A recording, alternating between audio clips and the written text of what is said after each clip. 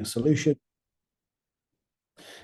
You will further develop that solution, think about the business case for that solution, and then actually go through the whole process of storytelling and presenting that solution back. That's this year going to be run by Alice Gregory. She's a designer in the healthcare HELIX design studio. And some of this is taken from the materials for this year's healthcare design dash. A good example of where the dash has led to impact. The breast unit redesign is a project that we often bring out to sort of illustrate that. You can sort of see this is the environment where patients would often get bad news in the Imperial breast unit. What we noticed and what we found out through that dash process was that patients tended to go back through the waiting room after getting a bad news diagnosis and would be particularly upset at that point, of course. And you have a situation where patients hate going back through the waiting room. Of course, we didn't know this until we actually did this piece of design research as part of the design dash. And then we realized, well, how could we use our space more intelligently? And we created this concept of the Lucy's room. This is an area where we're repurposing this space as a joint staff and patient space, but also neatly allowed us to change the way that the patients would flow through the unit so that they could come out onto the corridor through a different exit route. And so that's transformed the experience for patients receiving bad news diagnosis. Again, gives you an opportunity in that space to think, well, what else can you do to distract people? Here's an example of innovation in the waiting room that we started to think about. How could we take people's mind off the waiting room experience, which I think we probably all can empathize is not a great experience in the main. And we're using dynamic art installations as an example to do that. Many of our students were able to present their work at the RCA exhibiting event, and some of those pictures down below are from that event. That led to a piece of work looking further at dynamic art installations. Here we're using more frugal, prismatic approach to come up with a dynamic art installation that's due to go into the window of the new breast unit. And we were able to win money to actually realize these designs. So you can actually have a huge impact in the NHS through this course. Module 5 is a co-talk module. It's currently run by Hendy, who's the scientific advisor to Lord Darzi. This is innovations in healthcare, where they look at prototyping, devices, technological innovation, and innovation in process. Module 6 teaches you about business, so there's some entrepreneurialism in there. You'll hear from successful innovators. We discuss IP and regulation in healthcare context, and that's run by Yasser Bhatti, who has a lot of experience of innovation and entrepreneurship. A lot of that does actually cover frugal methods. Here's an example designed by HELIX of a pretty frugal approach to improving bowel cancer screening, which we know to be an area of particularly low compliance in certain areas. The test itself, as either you know or probably have heard, is not a particularly pleasant test. And this was a way of designing a pretty frugal, more innovative approach to than the standard stool testing kits. Module 7 is designed for behaviour change. This is co-run by Gabby Judo, who's a psychologist, and Anna Wojdecker, who's a designer at the Royal College of Art. And this uses behavioural economics and nudge theory to use design to help nudge behaviours, essentially, and behaviour change. You learn some technical skills in this module, particularly working with things like electronic ink. This is actually universally an excellent module. Examples of some of the design students' work that's led with a behaviour change focus that's led to some national campaigns. And one example is one of our students, one of the early students, in fact, who actually had a big interest in antimicrobial resistance and came up with a public health campaign that led to this poster, which is quite attention-grabbing with respect to time is running out for antibiotics, and with a little poster that would be given out with every antibiotic prescription that warns people about the harms of antibiotics. Module 8, leadership, run by Jonathan Pinto at the business school. This looks at leadership theory. It will look at your own leadership style, and it starts to get you to focus a little bit on how you can maximize the best from your team and thinking about removing the barriers to effective leadership. How do we assess you? Well, we assess through multiple strategies. We do use some essays. I think it's true to say that we have reduced the amount of essays that you need to write. It's far more design, make, create. There's a lot of group presentations and team working in the assessments. And of course, there's the long distance research dissertation. Examples of research dissertation work that really caught my attention. We have many excellent examples, but I thought this was really good. This is an example of a pack that would be given to pediatric patients to help them communicate anxiety around the time of surgeries, which I thought was a really neat and innovative approach. One of our students who was going on a lot of inter-hospital transfers with very sick patients realized that the transfer trolley was really badly designed. So that was born out of her own experience of going on those transfers, and then went through a process where she redesigned the trolley, essentially the cart, and was able to actually go all the way to producing this this nice CAD drawing of the redesigned trolley. Few stats and figures, I guess. I mean, we opened in 2016 across Imperial and RCA. We've had 148 students registered. We've got examples that I've shown you of transformational impact in the NHS. Many of our students have won Dean Awards. In fact, year on year, we've won Dean's Awards for our course.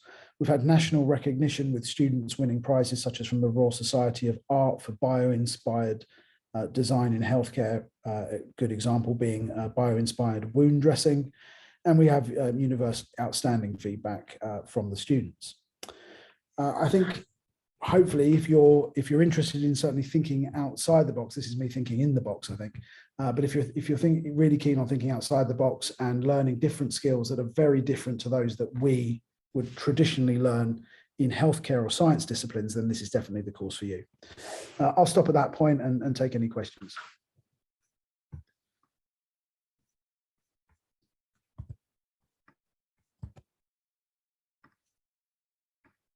I should also say, now that I've come out of share screen mode, I can also see my colleague James, who's there on the top right of my screen as I see him. But yeah, so just introducing James, who's the co-director on the Imperial side. Nice to meet you all. Hi, sorry, am I right to ask a question? Yeah, far away, yeah. In terms of how much is actually in on campus or in person, sorry, it's probably a better word, and how much is online learning at the moment? Are you doing a mix, or is it like you're sort of expected to come in? Because I think the benefit of the course is part-time, you can carry on working, right? That's right. I mean, that's right. And I mentioned, or if I didn't mention, I should have mentioned, it's kind of burst mode. So we run these modules we stack them 2 at a time. So it'd be module 1 and 2. You'd have to, for example, you would come for 2 weeks and then you're released. We have, obviously in COVID, we had to use a bit of online, quite a lot of online. The important thing I think we need to communicate from Imperial College's stance is that it's not an online course. There is some online content, but the expectation is that you come, and it's actually quite difficult, and I'm sure, I wonder whether Harry could comment, but it's probably quite difficult to really participate fully, I would say, in the workshop delivered elements. But Harry's actually done, we have the benefit of someone who's on the faculty who's done the course. So maybe Harry, I don't know if you want to speak to that. I'd be happy to. So again, for anyone who's joined before, I'm an alumnus of the course, but also now faculty, helping out with the modules and arranging, doing teaching and whatnot. I would say, so I was one of those unfortunate few that did start my course in 2019. And I did one half of the course in person and the other half of the course kind of distance learning online because it was necessary.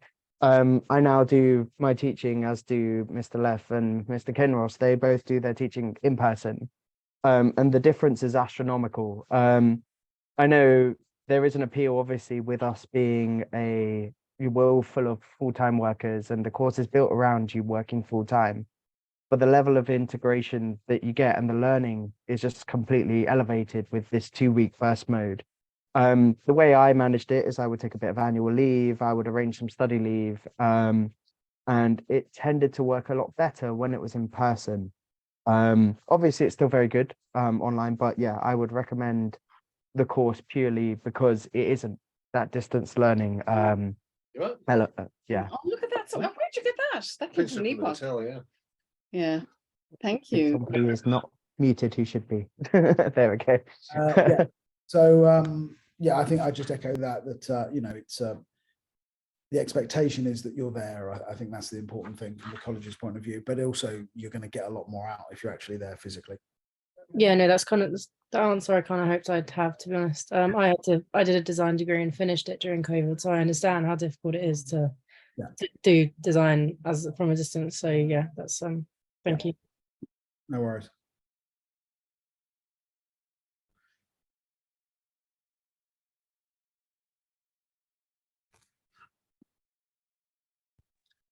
I had a question that was emailed to Yeah, us sure. Go by for it, yeah. somebody who couldn't attend. Yeah. They were asking about the references for the application. Do they need to be from an academic background, or you know, if somebody last studied quite a while ago, would it be acceptable to have references from professionals and consultants, health professionals? Yeah, I think that's okay. I mean, I'm looking around, looking at James as well, but I mean, I think that's okay. I mean, I think it's probably not that great to have somebody who knew you sort of 15 years ago when you did academic. You know, so someone current probably is someone who can speak to your quality of work is probably what we're after, really. Of course, it helps. It does help if there's some academic kind of, you know, someone can speak to your academic potential. That's always helpful. But yeah, someone who knows you well, I think is what we're after. Yeah. Yeah, I'd add to that. We have applicants from a diverse range of backgrounds. Some are coming from academia, some are coming from industry, some are coming from they're coming back into academia after a period in design, and we get international students. So I think what we're really looking for is a really clear reason why you want to do this healthcare design master's program. So we're looking for your motivation and a clear, you know, amount of passion about the topic.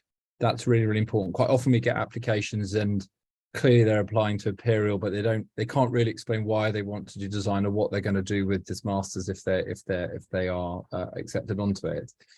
We are looking for some evidence of sort of baseline academic credentialing or capability. But again, you know, we do need a relative level of competency to come into the course, but we can be relatively flexible in that. It's much more important that you're here for the right reasons and that there's evidence of your commitment to working in this space, I think. I would echo that and say that actually there's an opportunity for you to communicate that in the personal, you know, in your own statement, which we read in quite a bit of detail. If it's, and it's not just us that necessarily judge that. So I think if it's not clear, as James says, why you're doing the course, why you want to come on the course, it gets really hard to make a recommendation to accept that candidate. If it's, you know, yeah, we've had some slightly strange personal statements that don't really talk about design at all. So yeah, I'd encourage, if you're interested in applying, do work on that section of the form is the message. Yeah. Oh, there's a question. Hi, could I just ask, is there any support for funding for this? So I think there are college, I mean, we don't have a healthcare design specific bursary for students. So that's I think an important thing to say. I am aware that at college level, you can apply for various sources of support. So that's something to look at Imperial more broadly. Ayana, I don't know if you're able to comment on that or not. So, you know, that's something that I know exists, but it's my understanding is that's also a bit of a competitive process. So it's a question of an application in to get the bursary. I could provide details about when I send my emails out, because I know there are sources, but not specifically for this course. Okay, more general ones. I currently work in the NHS, and I'm just wondering how I could apply for support from them, but I just don't think it would fit into my current remit. So it's kind of something I would be wanting to study for myself. I'm just not sure how I could apply it. So I just wondered, are there sort of, do various industries have different types of funding that you guys link in with at all? So the answer is to that, no, we don't. So for example, we don't have partnerships with industry for them to sponsor places on the course. We do have a lot of applicants that work within industry whose company sponsors their member of staff to come on the course, but unfortunately at the moment we're not quite set up that way. I'll put in the chat here a link to one of the Imperial websites for kind of Imperial sponsorships. I mean, we obviously have a lot of NHS applicants, so we have a lot of applicants that come through from all kind of specialities and clinical backgrounds. And I can't think, Dan, I'm just trying to think of someone that might have worked through a business case locally with their own trust to support their funding. I can't think of one. So I can't think of one at the moment. Yeah, Ruth, I think it's something that you could. I might be able to help there slightly, guys. So I came in as a radiographer, and whilst I didn't have funding for the course specifically, I did have paid study days to go on the course. So that is something that you could arrange, but again, it would be internal to your department, and you would have to raise a business case for that, which is what I did, and go that way. I mean, what we do, as James says, what we do have a lot of is people whose company, now here your company's the NHS. So, you know, the question is whether the NHS managers see value in you doing, you know, what you're proposing on doing, and then they sort of back you and support you for that because they see, if we do that, then Ruth will do X, Y, and Z when she comes back and can innovate in whatever way. The only thing I will say to more broadly to everyone is that if you are coming on the course because the company that you'll work with are sponsoring you and there is something that they're interested in, what I should say is maybe, because I'm sounding it's a bit cryptic, if I be less cryptic about it, if you come thinking I'm going to do a very specific design research project because my company wants this done, and this is my vehicle for doing that thing for the company, well, on the one hand, they're paying for you to come on the course, so you're slightly, you know, it's slightly difficult. So you kind of got to do something, I guess, on that front. But I wouldn't let that shackle you too much, because I've seen it happen where somebody clearly didn't have the freedom, basically, to do, you know, to be creative, and then we're very constrained in doing something very precise and it's almost pointless doing the course in a way, because you're having to do something very specific that doesn't really involve you using the skills that you're basically learning on the course. If I'm making myself clear, I hope I am. I just wouldn't come on the course with a prescription that needs to be sort of taken for a company. I think would be a bad thing, really. Actually, it just means you don't have the freedom to be creative, essentially. Catherine, is that a legacy hand, or is that a? Sorry, I can't turn my camera on. It's just a question going back to the application process and the references and the personal statement. I might have missed something, but I've started my application, but I just can't find a space that actually specifically asks for the personal statement and the references.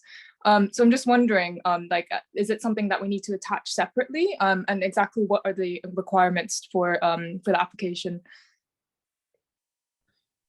Well, I can only tell you what I see on our end, and we definitely see that the application form has a personal statement section. So it might just be something that you're missing there. You may, if you can't see it for some reason, then definitely do attach email in a separate statement regarding why you want to do the course, because I don't think you've got anywhere that you can really explain that otherwise.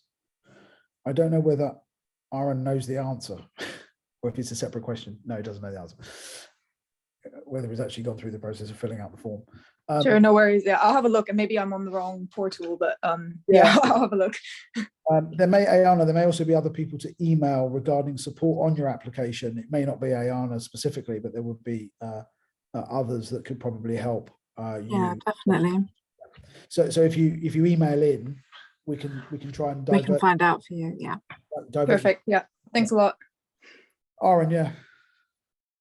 Yeah, thank you. So in talking at my company about this program, one of the things that was brought up was, obviously they have proprietary information. They don't want any of that health information or anything around that to be used in a program like this.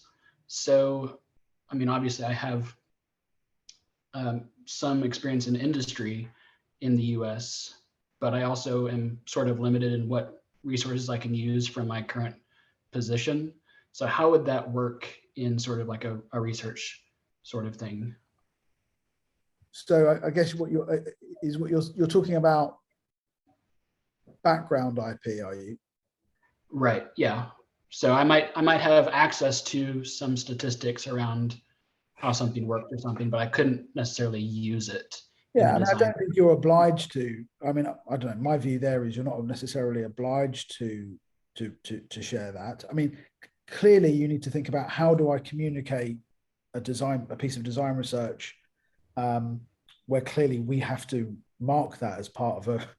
So we have to know something about what you're doing, otherwise we can't, So I think more just practical steps regarding the background IP. I mean, there are guidance on IP. I should say the IP works, and James will correct me if I'm wrong, because I think he's typically better than me on this issue, but RCA and Imperial have slightly different ways in which they manage the IP. I'm certain I'm right on that, James, isn't it? Yeah. So, I'm now talking more broadly about IP that's generated on the course. Okay. So I work with James, for example, and you generate some new IP. What's the process of that being handled? That's slightly different depending upon whether you're an Imperial graduate or a RCA graduate. Yeah. So the RCA will, what they do, basically both graduate sides are the same in that if you bring IP into this project, the IP remains with you, and we want that to happen because we want innovators and entrepreneurs to come onto this course and to develop products and to develop a successful business if that's what they wish to do. The strategy is a little bit different. So the RCA, what they will tend to do is to hold that IP for the duration of the course. So, and then they hand it back to you when you finish the course. And the reason they do that is that they've had some disasters in years gone by where students have disclosed their IP publicly on Facebook and kind of compromised their businesses and made errors. So they tend to do it that way. And I think Imperial has a slightly different strategy for it.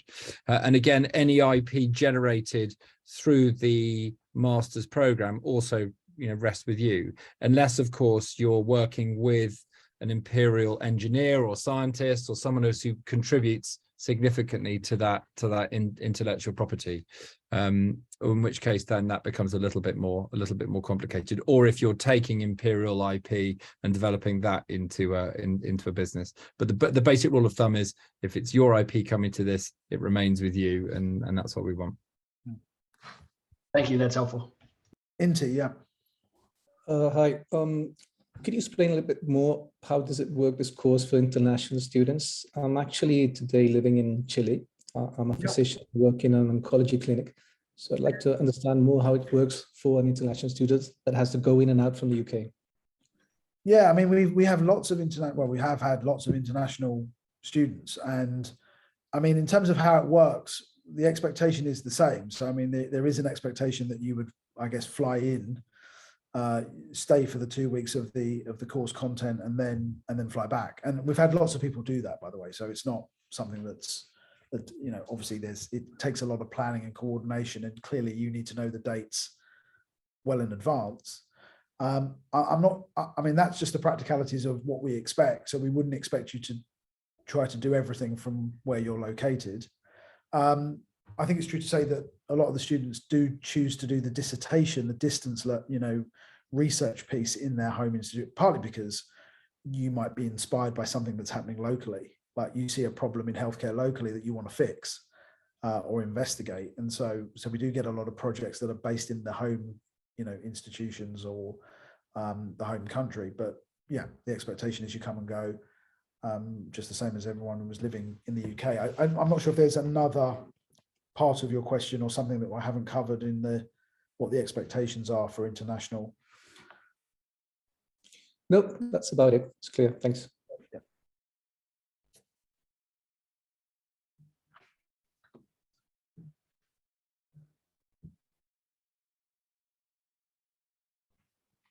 Any other burning questions or thoughts or any concerns, or anyone who has anything else they want to add?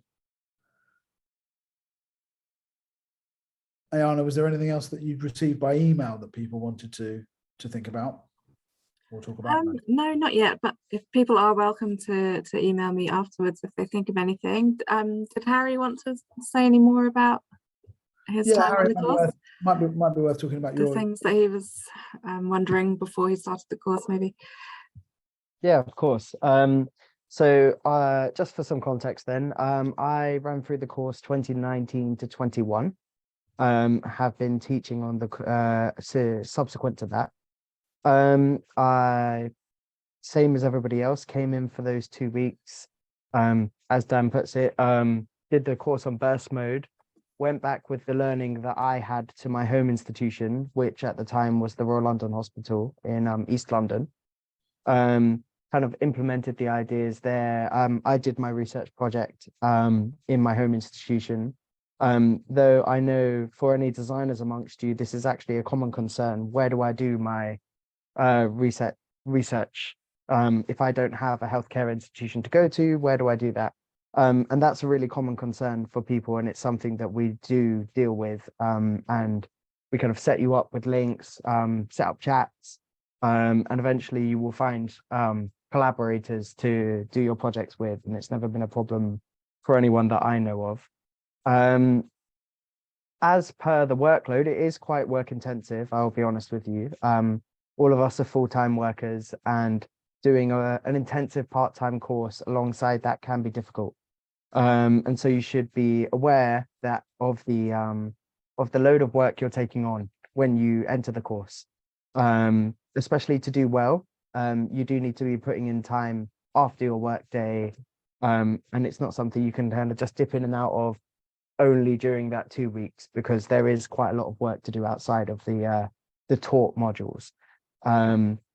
You'll be aware that the entire course is coursework based, so you don't need to sit any exams, anything like that.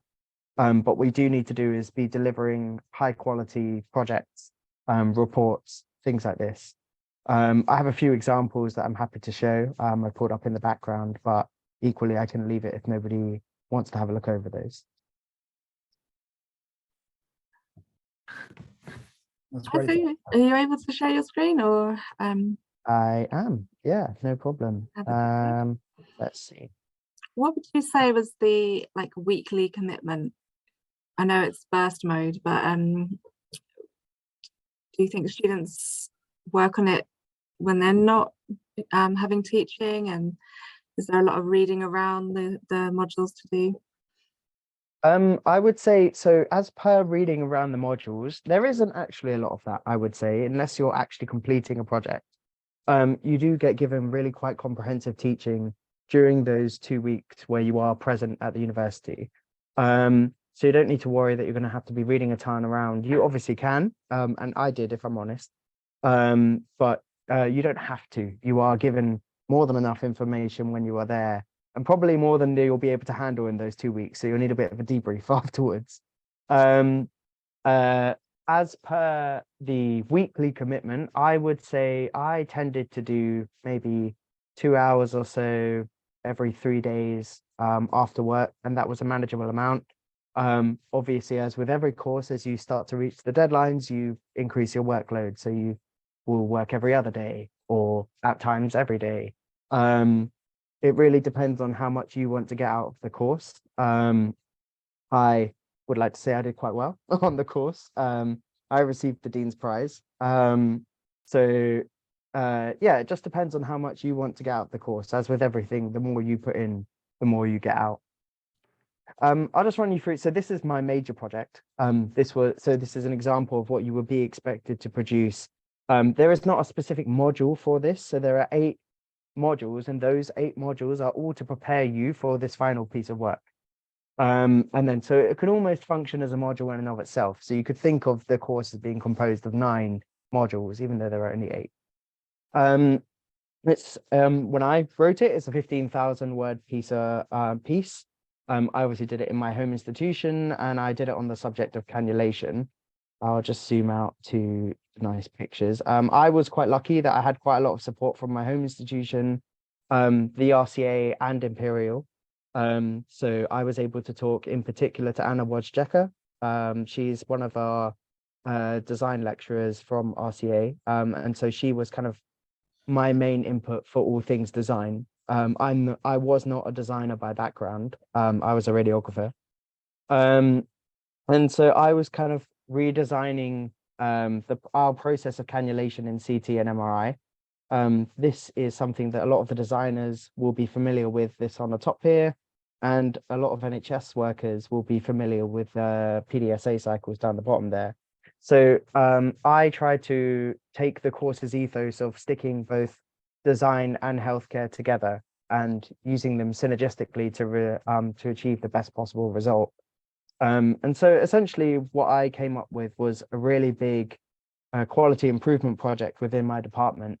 So I'll just keep scrolling and you can have a look. I'm not a natural born artist. So for those of you who are not natural born artists, please don't be afraid of diving into the course.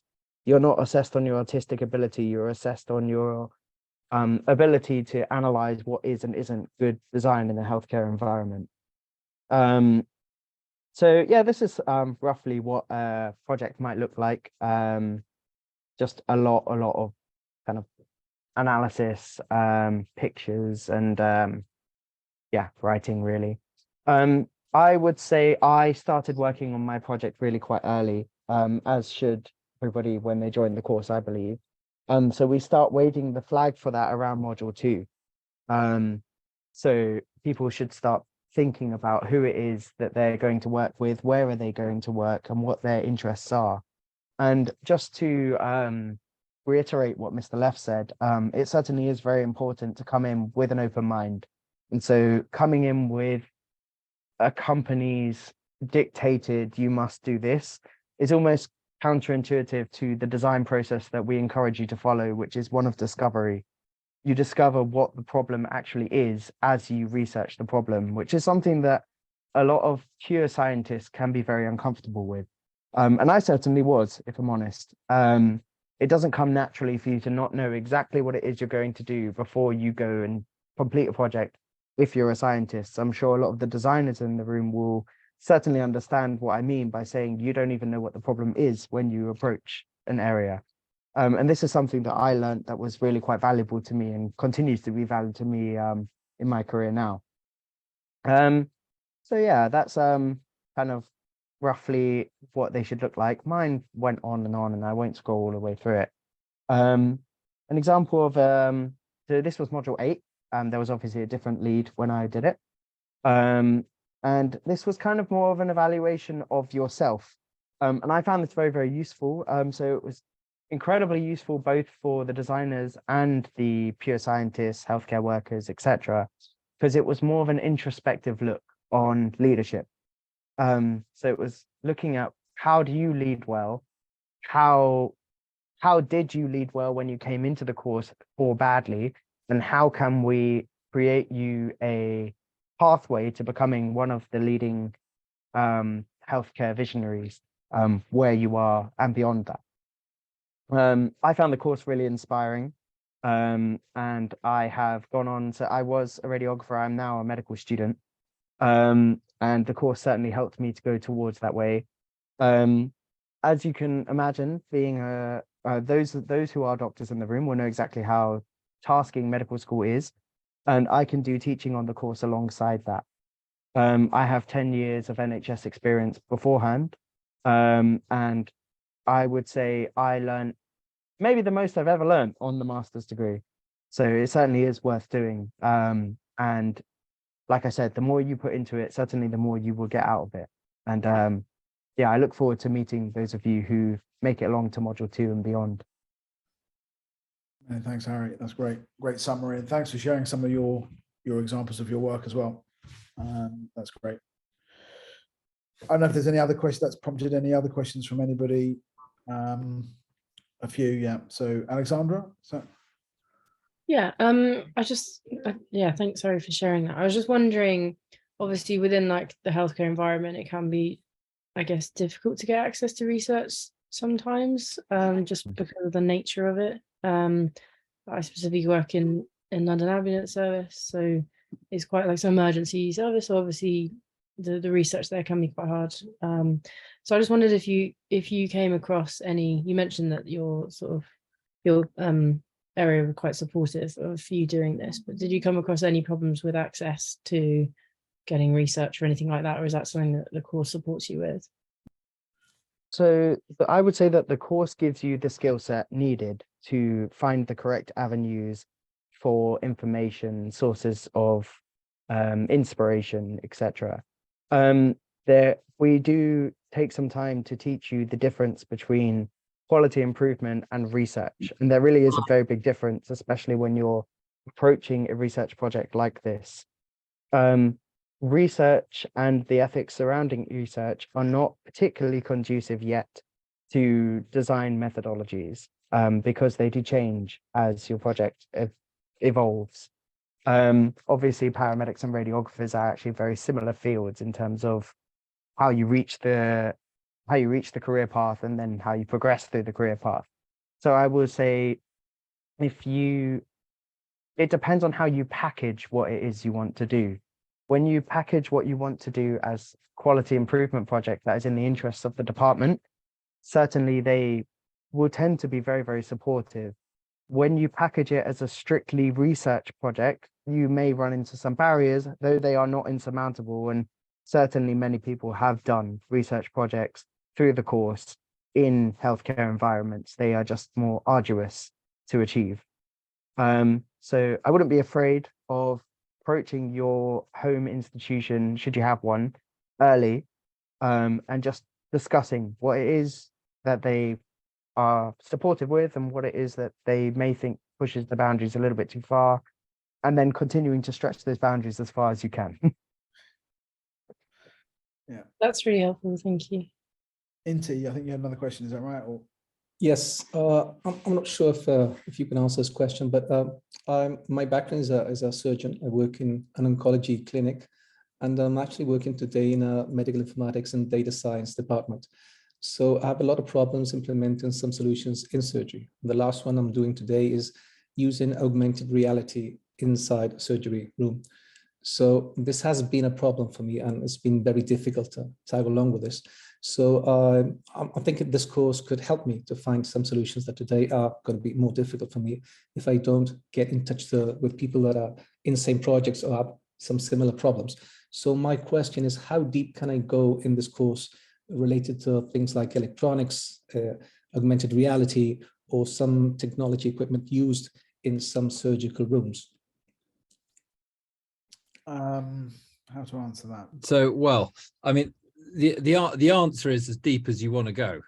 So the whole point of this course is that we provide you with as much technical or clinical interaction as you need, and we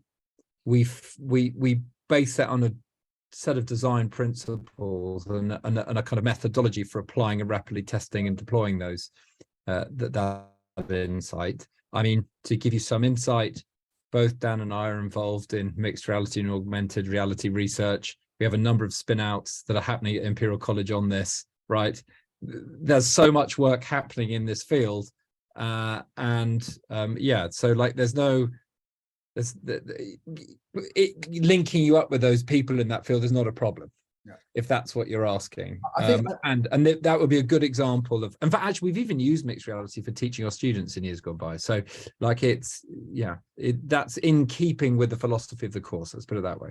I think it might be worth taking that, stepping back from that as well a little bit and just answering something a bit more broader on that same topic of access to very specific things. I mean, as James says, linking you up with people who are experts in these things is not normally a problem, to be honest, for us. I will also handle can I actually learn electronics, or will I? The reason I know you're not necessarily answering that question, Inti, but I'm taking it more broadly because people might be sitting there thinking about these things, like craft design skills, right?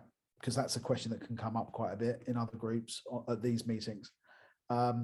We don't necessarily teach those, for example, CAD as an example. Yeah, we don't necessarily teach that. You can have access to people that can help you with those things, or 3D printing or whatever it might be. You can often access those things, but we don't necessarily teach those kind of more technical craft skills. I think that's, I know that's not what you were asking, but I'm kind of, you know, using it as an opportunity just to let people know in case they're coming on it thinking, well, I'm going to learn all of these very technical kind of design craft skills. It's more design innovation thinking, and the practice around design innovation thinking that the course is, that's really where its USP is, rather than in necessarily those core skills. But as James says, linking you in with people who have an interest in all of these different areas who have those skills is not normally an issue. Excellent, thanks. Yeah.